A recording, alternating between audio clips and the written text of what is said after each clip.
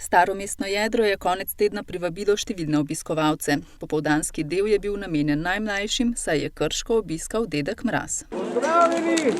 Pozdravljeni moji Krčani, vesel december vam želim.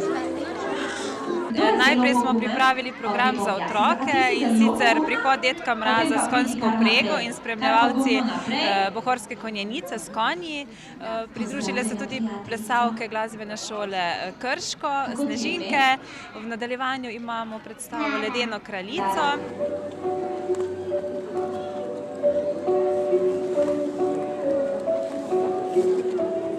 Obiskovalci so si lahko ogledali lokalno sejemsko ponudbo na stojnicah, ki so bile praznično obarvane. Predstavljam pa zelišča in zeliščne izdelke, majčkeno drugače mogoče, kakor je bilo klasično zeliščarstvo, s tem, da ponujamo kozmetiko, tudi vrsto kozmetičnih izdelkov in pa klasično od čajev do začimb in tako naprej. Vsako leto se predstavljam z bohorskim čajem, pa s peko kruha na nacionalni način iz krušne peči. S tem, da tudi vsako leto zelo nabiram zelišča, po novem se reče, so biš prehranska dopolnila, in imam 25 zelišč, katera so v sestavi bohorskega čaja.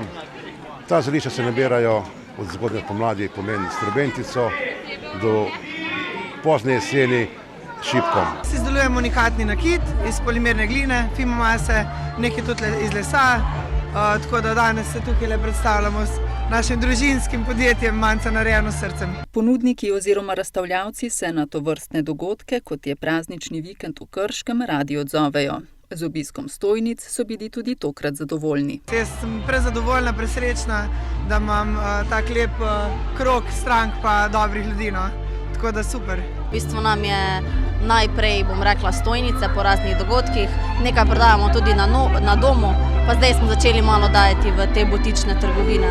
Center za podjetništvo in turizem Krško v sodelovanju z občino Krško skrbi tudi za naravo, kajti naše prireditve so vse namenjene brez odpadkov, tako da smo poskrbeli tudi za skodelice, za tople napitke in s tem želimo ozaveščati, da ne bi več uporabljali embalaže za enkratno uporabo.